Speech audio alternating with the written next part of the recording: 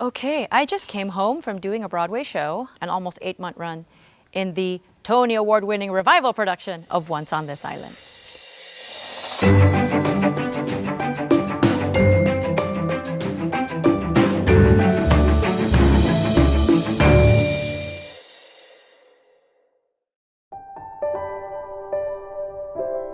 I guess for us, there was always music at home. There was always, if one of us was taking piano lessons, I mean, he started at 5.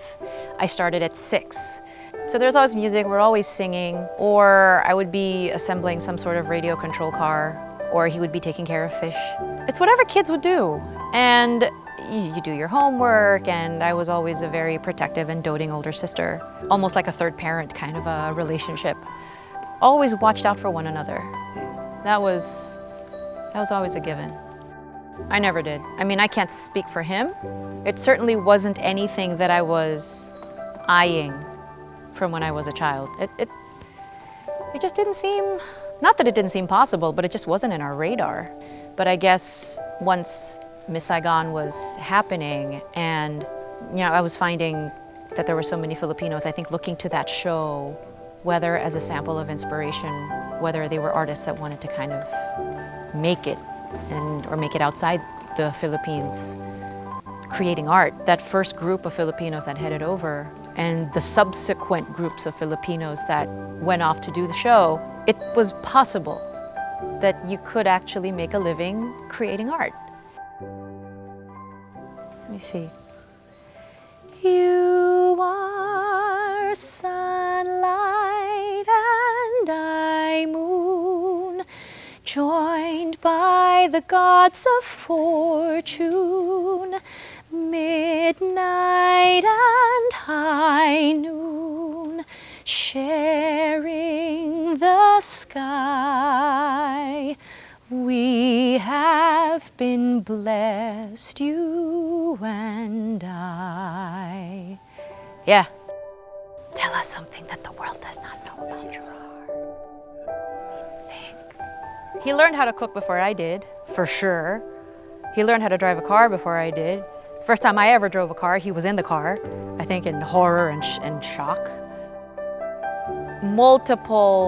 Literally multiple generations of people of a family, but united in a singular purpose. For us, I mean, Gerard and I are of the same generation, and it seems that it was with our generation, with Mania Barredo performing here at the CCP, for example, and being a prima ballerina of the Atlanta Ballet. And then for us to actually get to perform on the same stage after she had done it a gazillion times as dancing.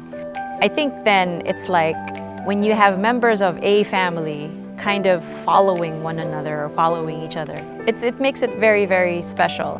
I think it's more my mom, or at least she will claim that it's her. But my dad, my late father, used to sing, and actually he sang really well. So I'm going to be diplomatic and say that the artistic inclination comes from both sides. Gerard for sure. Even though I'm the daughter, just how they're built is very similar.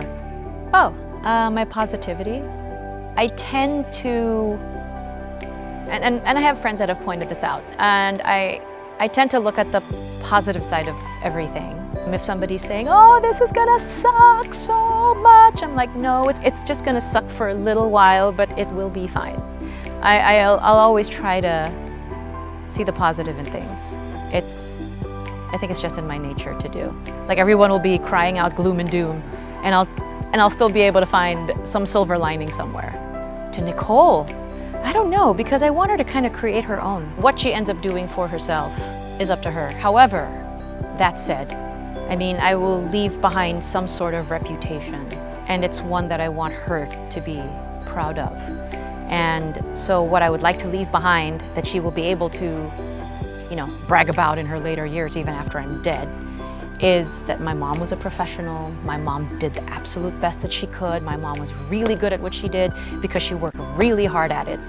And there were, a lot of people that looked up to her, that saw her as someone that was worthy of admiration or somebody that inspired people. Yeah, I want her to be able to say all those things. And I want all those things to be true.